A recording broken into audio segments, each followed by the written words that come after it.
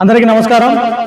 ఈరోజు 9 నంబర్ల అనంత వెంకటరాముడు ఏదో ప్రెస్ మీట్ పెట్టి మాట్లాడినాడు। ఈ 9 నంబర్ అనంత వెంకటరాముడికి నేను ఒకటే చెప్తున్నా, అయ్యా గత ప్రభుత్వంలో నువ్వు ఏం చేసినావు? గత ప్రభుత్వంలో ఇదే మీ కేతిరెడ్డి పెద్దారెడ్డి ఎమ్మెల్యేగా ఉన్నప్పుడు తాడిపత్రిలో ఎన్ని అరాచకాలు చేశాడు।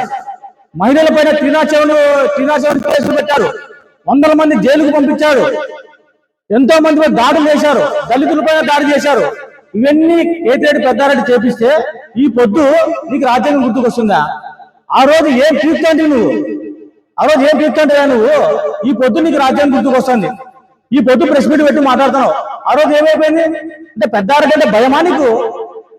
ఆ రోజు ఏం చేస్తాడు నువ్వు? ఈ పొద్దు మాట్లాడుతున్నావు, ఇంకా శాంతి భద్రతల గురించి మాట్లాడినావు।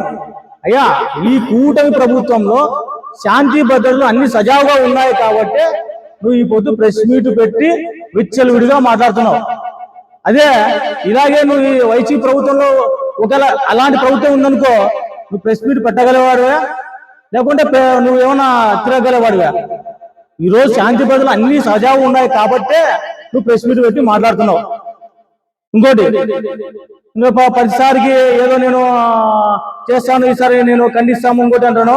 అయ్యా అనంత కుటుంబానికే రాజకీయ భవిష్యత్తు అయిపోయింది, ఇది ఎవరు తెలియదు, నేను చెప్తున్నా। అనంత ఫ్యామిలీకి రాజకీయ భవిష్యత్తు ఉండదు। ఏదో గతంలో ఏదో నీకు ఏదో పొరపాటు ఏదో ఎమ్మెల్యే టికెట్ వచ్చింది కానీ అనంతపురంలో ఈసారి నీకు టికెట్ ఇచ్చే పరిస్థితే లేదు।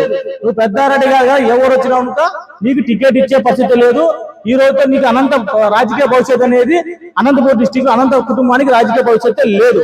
ఇంకొకసారి ఇలాగే నువ్వు ప్రెస్ మీట్ పెట్టి నువ్వేమైనా మాట్లాడావనుకో, ఈసారి తాడిపత్రిలో పెద్దారెడ్డి మిమ్మల్ని రానిచ్చే పరిస్థితి లేదు। ఇంకోసారి ఉంటే మీకు కూడా భారీ మూల చెల్లించుకునే పరిస్థితి వస్తుంది, తస్మాత్ జాగ్రత్త।